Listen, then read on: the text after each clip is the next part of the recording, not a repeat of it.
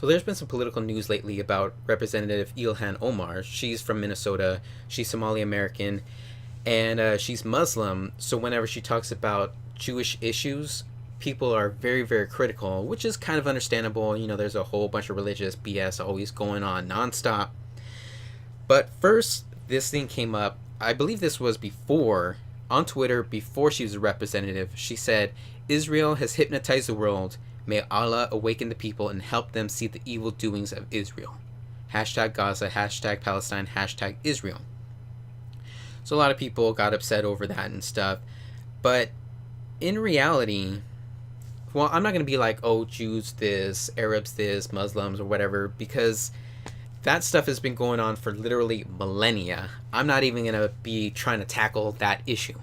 My issue that I am trying to tackle is American based, because my channel is always American based, and I'm talking about a US representative talking about US issues with Israel and Islam and just all that stuff. Recently, she talked about Israel. Ilhan Omar talked about Israel and stuff because Glenn Greenwald, a reporter, said GOP leader Kevin McCarthy threatens punishment for Ilhan Omar and Rashida Tlaib over their criticisms of Israel. It's stunning how much time U.S. political leaders spend defending a foreign nation, even if it means attacking free speech rights of Americans. That's what a reporter said. And, you know, you can talk about that all you want. So Ilhan Omar said it's all about the Benjamins, baby. And put musical notes, because it's a song. It's all about the Benjamins, baby. And so people saw that and immediately said, oh, that's a Jewish trope, saying Jews care about money, therefore you're anti-Semitic, you shouldn't be talking about Israel. And people even said she should resign. Even Donald Trump said she should resign for her comments.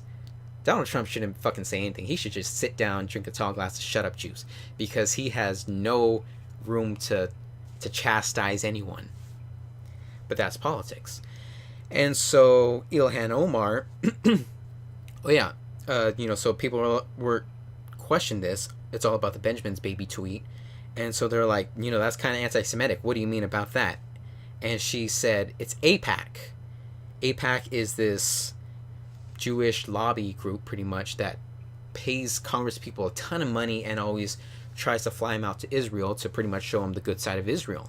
And so that's also why, all these Congress people are just like Israel's number one and everything, because they just keep getting funneled money and saying, hey, look at all this great stuff and look at all those bad people. That's pretty much how lobbyists always are with anything. It doesn't have to be religion or a country or whatever. So what did Ilhan Omar do? She kind of bents like the Democrat she is. She put out another tweet, said, listening and learning, but standing strong. The tweet says, anti-Semitism is real, and I am grateful for Jewish allies and colleagues who are educating me on the painful history of anti-Semitic tropes. My intention is never to offend my constituents or Jewish Americans as a whole.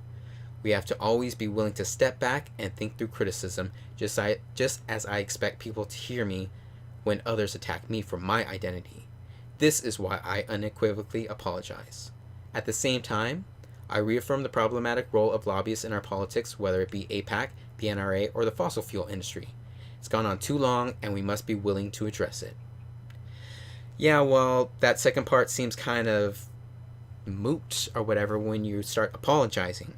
And you're saying these are anti-Semitic tropes, but it wasn't an anti-Semitic trope. You were calling out politicians and the money related to politics. If you say you can't call out Jewish politicians and their sort of money because they're Jewish, that's stupid. That you can't do that. That's lazy defense. And the fact that you are apologizing for that, that's lazy offense. Maybe your own defense. You're just looking after your own career. And that's also why a lot of people don't want to support Democrats, because you start pushing in the right direction, saying, you guys are being bought and paid for, you Congress people.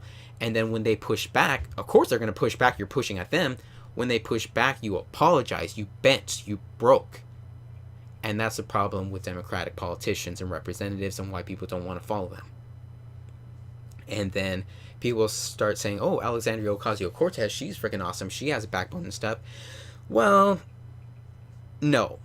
In this particular topic, they asked her, Are you going to support your Democratic person? And she would not say anything. She started blocking people on Twitter. She was saying, we're going to draft up a response. But that's because she's from New York. And in New York and Florida, Jewish people are a protected class. Just like in Ohio, Catholic people are a protected class. And so she's a representative from New York. And so she is not going to be touching this. And that seems to be her Achilles heel on this particular subject. This is really a lot of people's Achilles heel in America. Talking about Jewish, Israel-Palestine relations, and even the whole situation with other Arabs and Muslim nations and stuff nearby. The whole thing is now the U.S. is like Israel number one. No matter what they do, it doesn't matter. They're great. Kind of like Saudi Arabia. That's pretty much how Israel has been reported in American news and media and stuff, and how all these Congress people talk about Israel in America.